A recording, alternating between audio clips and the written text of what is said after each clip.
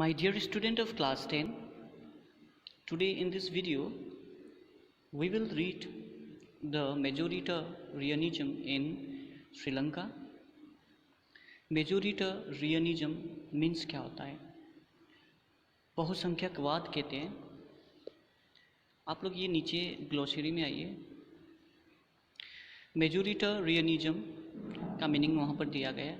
A belief that the majority community should be able to rule a country in whichever way it wants by disregarding the wishes and needs of the minority. Okay? Majoritarianism means बहुसंख्यकवाद होते। ये एक विश्वास है जिसमें बहुसंख्यक जो community होते हैं, दल होता है, समुदाय होता है, वो देश में शासन करने में क्या होता है, सक्षम होता है। एक देश को शासन करने में सक्षम होता है किसी भी तरह, कोई भी तरीके से वो चाहे, बिना किसी जो माइनॉरिटी होता है, जो अल्पसंख्यक समुदाय होता है, कम्युनिटी होता है, माइनॉरिटी कम्युनिटी होते हैं, उनका जो इच्छा है, उनका जो ज़रूरत है, उसका बिना परवाह करे, ठीक है, देश में अपना शासन करने में जो सक्षम होते हैं उसको कहते हैं मेजोरिटेरियनिज्म। तो अब श्रीलंका में मेजोरिटेरियनिज्म क्या हुआ, वहाँ पर श्रीलंका में कैसे हुआ, ठीक है। श्रीलंका में जो डिफरेंट इथनिक ग्रुप्स थे, बहुत सारे समुदाय के लोग वहाँ पर रहते थे, तो उसको वहाँ के गवर्नमेंट ने, वहाँ के सरकार ने कैसे एकोमोडेट किया या नहीं किया, किस तरीके से देखा, अपने देश को किस तरीके से शासन किया, how they govern the country, है ना, ये हम लोगों को पढ़ना है, ठीक है। तो now come to the point. Sri Lanka emerged as an independent country in 1948. The leaders of the Sinhala community sought to secure dominance over government by virtue of their majority. As a result, the democratically elected government adopted a series of majoritarian measures to establish Sinhala supremacy. तो सुनिए, 1948 साल में श्रीलंका जो देश है वो एक independent country के रूप में उभर के आया, यानी कि एक आज़ाद देश हुआ, एक आज़ाद देश बना था, ठीक है। जैसे कि इंडिया 1947 में इंडिपेंडेंट कंट्री में इमर्ज्ड हुआ था, ठीक है, उभर के आया था, उसी तरह श्रीलंका भी 1948 में एक आज़ाद देश के रूप में आया था, ठीक है। तो सोचो, श्रीलंका को 1948 में आज़ादी मिला। तो उसके बाद आफ्टर डैट जितने भी लीडर्स थे सिन्हाला कम्युनिटी का, यानी कि सिन्हाला समुदाय का जितने भी लीडर्स थे, उन लीडरों ने क्या किया वहाँ पर कि मेजॉरिटी के पावर से, ठीक है, यानी कि बहुसंख्यावाद को देखते हुए उस हिसाब से वहाँ पर गवर्नमेंट बनाना शुरू किया। देन उनके क्षेत्र में पूरी तरीके से सिक्योर किया, यानी कि मजबूत नैतिकता से, ठीक है, वर्च्यू मतलब नैतिकता होते हैं। तो अपने मेजॉरिटी के दम पर वहाँ पर सिन्हाला कम्युनिटी ने सिन्हाला गवर्नमेंट क्या किया, इस्टेब्लिश किया, ठीक है। जिसका परिणाम स्वरूप क्या हुआ, वहाँ पर डेमोक्रेटिकली, ठीक है, गणतांत्रिक रूप से वहाँ पर गवर्नमेंट बनाया गया, गवर्नमेंट चूज़ हुआ, ठीक है। तो जो भी गवर्नमेंट वहाँ पर स्थापित हुआ उसमें सुप्रीमेसी था सिन्हाला, यानी कि सबसे मोस्ट इम्पोर्टेंट वहाँ पर था सिन्हाला, यानी कि सर्वोच्च, सोचो, सुप्रीमेसी। कहने का मतलब जो श्रीलंका है देश, श्रीलंका देश में आप लोगों को मैंने इसके पहले वीडियो लेक्चर में बताया था कि Sinhala speakers out of 100% 74% Sinhala speakers थे, यानी कि 74% सिन्हाला समुदाय के लोग थे। तो उसी को देखते हुए सिन्हाला ने बहुत ही चालाकी के साथ श्रीलंका में मेजोरिटी के अकॉर्डिंग सरकार बनाया। ठीक है, तो 74% जो सिन्हाला स्पीकर्स है वो मेजोरिटी में है। ठीक है, तो उनका ही वहाँ पर गवर्नमेंट बना। जब भी इलेक्शन हुआ, वहाँ पर जो भी इलेक्शन हुआ वहाँ पर सिन्हाला कम्युनिटीज़ को ही ज़्यादा वोट मिलेगा ना, क्योंकि 74% वहाँ पर सिन्हाला स्पीकर कम्युनिटी थे। तो गवर्नमेंट किसका फॉर्म होगा?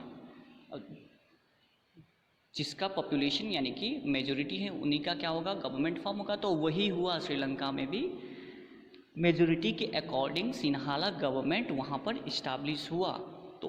तो मेजॉरिटी के अकॉर्डिंग वहाँ पर डेमोक्रेटिकली जब इलेक्टेड हुआ गवर्नमेंट, ठीक है, तो अब देखो सिन्हाला का ही गवर्नमेंट वहाँ पर स्थापित हुआ, तो इसका मतलब श्रीलंका देश में सिन्हाला स्पीकर, सिन्हाला कम्युनिटी क्या हो गया? सुप्रीमेसी हो गया, है ना, सर्वोपरि, है ना, सर्वोच्च हो गया, वहाँ पर महत्व हो गया, मोस्ट इम्पोर्टेंट बन गया। In 1956, an act was passed to recognize Sinhala as the only official language, thus disregarding Tamil. तो उसके बाद 1956 साल में एक अधिनियम वहाँ पर पारित हुआ, जिसमें वो एक्ट का क्या था 1958 का, जो सिन्हाला लैंग्वेज है वो वहाँ का आधिकारिक लैंग्वेज के रूप में क्या हुआ? रिकॉग्नाइज हुआ। ठीक है, और वहाँ पर सिन्हाला गवर्नमेंट ने बाकी जितने भी तमिल स्पीकर्स है या कोई भी स्पीकर्स है ना, उनको बिना सोचे, ठीक है, डिसरिगार्डिंग, बिना परवाह किए क्या किया? सिन्हाला लैंग्वेज को वहाँ का ऑफिशियल लैंग्वेज बनाया, आधिकारिक रूप से आधिकारिक भाषा बनाया। The governments followed preferential policies that favored Sinhala applicants for university positions and government jobs. A new constitution stipulated that the state shall protect and foster Buddhism. तो वहाँ का गवर्नमेंट ने, वहाँ के सरकार ने, श्रीलंकन गवर्नमेंट ने और क्या किया? देखो, पक्षपात रूप से नीतियाँ बनाए, यानी कि प्रेफरेंशियल मतलब सिर्फ वन साइडेड रूप से वहाँ पर क्या किया? पॉलिसीज़ बनाया जो किसके फेवर में है? सिन्हाला के फेवर में। यानी कि सिन्हाला का जितने भी अभ्यर्थी, आवेदक, एप्लीकेंट्स यानी कि कैंडिडेट, चाहे वो यूनिवर्सिटी में हो, यूनिवर्सिटी के पोजीशन के लिए हो, ठीक है, विश्वविद्यालय के स्थान के लिए हो, या कोई भी सरकारी नौकरी के लिए हो, जो भी पोजीशन होता है, तो ज़्यादा, और जो ए ग्रेड, बी ग्रेड का जो भी जॉब्स होते हैं, ठीक है, वो सिन्हाला एप्लीकेंट्स के फेवर में बनाया गया था। कहने का मतलब जो भी सिन्हाला कम्युनिटी का लोग हैं उनको पहले चांस मिलता था यूनिवर्सिटी में, गवर्नमेंट जॉब्स में। देन आफ्टर जो ये नया संविधान बना, नया कॉन्स्टिट्यूशन बना, इसमें क्या भी हुआ कि इसने ये गारंटी दिया, स्टिपुलेटेड मतलब गारंटी देना, स्टिपुलेट मतलब गारंटी देना, ठीक है, गारंटी दिया कि जो बुद्धिज़्म, बौद्ध धर्म है, उसका रक्षा करेंगे अपने राज्य के अंदर, अपने देश के अंदर उसका रक्षा करेंगे और उसको बढ़ावा भी दिया जाएगा। तो ये कॉन्स्टिट्यूशन भी बना।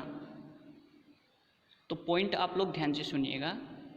जब श्रीलंका 1948 में आज़ाद हुआ, उसके बाद सिन्हाला कम्युनिटी का गवर्नमेंट फॉर्म हुआ, ठीक है, और सिन्हाला गवर्नमेंट जब फॉर्म होता है तो 1956 में एक अधिनियम पास होता है जिसमें सिन्हाला लैंग्वेज वहाँ के आधिकारिक भाषा बना दिया गया, बिना किसी अदर लैंग्वेज के परवाह करे बिना। वहाँ जैसे कि तमिल लैंग्वेज भी बोला जाता था, तमिल स्पीकर्स कम्युनिटी था, है ना।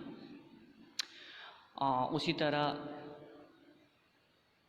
और भी लैंग्वेज जो भी था, ठीक है, जैसे कि तमिल में भी सॉफ्ट लैंग्वेज था, है ना, इंडियन तमिल, श्रीलंकन तमिल्स, है ना। तो उसको बिना परवाह किए बिना ही गवर्नमेंट ने सिन्हाला लैंग्वेज को ऑफिशियल लैंग्वेज बना दिया।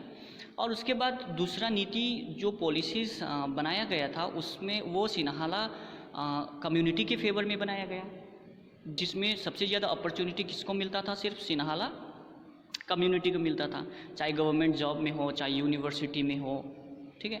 देन आफ्टर फिर एक नया कॉन्स्टिट्यूशन वहाँ पर संविधान बना, जिसमें क्या किया गया कि बुद्धिज़्म जो है, बुद्धिस्ट बौद्ध धर्म जो है उसको क्या करेगा, श्रीलंकन गवर्नमेंट उसका रक्षा करेगा और उसको बढ़ावा देगा देश के अंदर, है ना।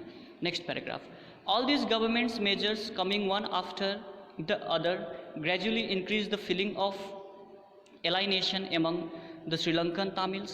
They felt that none of the major political parties led by the Buddhist Sinhala leaders were sensitive to their language and culture.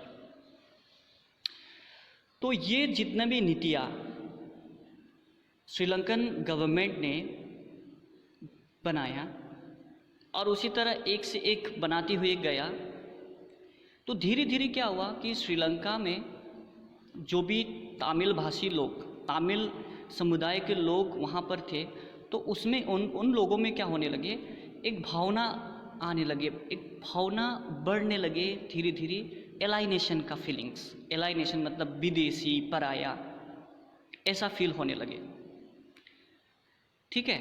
जैसे कि हम लोगों को ना तो ऐसा फीलिंग्स वहाँ पर इंक्रीज होने लगे, ग्रेजुअली धीरे धीरे बढ़ने लगे लोगों के अंदर, मतलब श्रीलंकन तमिल्स के अंदर, कि हम लोगों को अपॉर्चुनिटी नहीं मिलता है गवर्नमेंट जॉब में हो या यूनिवर्सिटी पोजीशन, यूनिवर्सिटी का कोई भी स्थान में हो, पोजीशन में हो, है ना, या हम लोगों का जो धर्म है उसको बढ़ावा नहीं देते हैं, ये सोच वगैरह आने लगे। तो इससे क्या हुआ कि अब विदेशी और पराया की तरह अपने आप को देखने लगे कि हम लोग इस देश का नहीं है, वैसा होने लगे वहाँ पर। तो अब यहाँ पर मेजोरिटी था, वहाँ पर मेजोरिटी था सिन्हाला कम्युनिटीज़ का, तो जो भी कार्य कर रहे थे श्रीलंकन गवर्नमेंट, जो सिन्हाला कम्युनिटी का जो गवर्नमेंट फॉर्म हुआ था, इस्टाब्लिश हुआ था, वो सिर्फ सिन्हाला के हित में हो रहा था। इसकी वजह से श्रीलंकन तमिल्सों के मन में एलाइनेशन का फीलिंग्स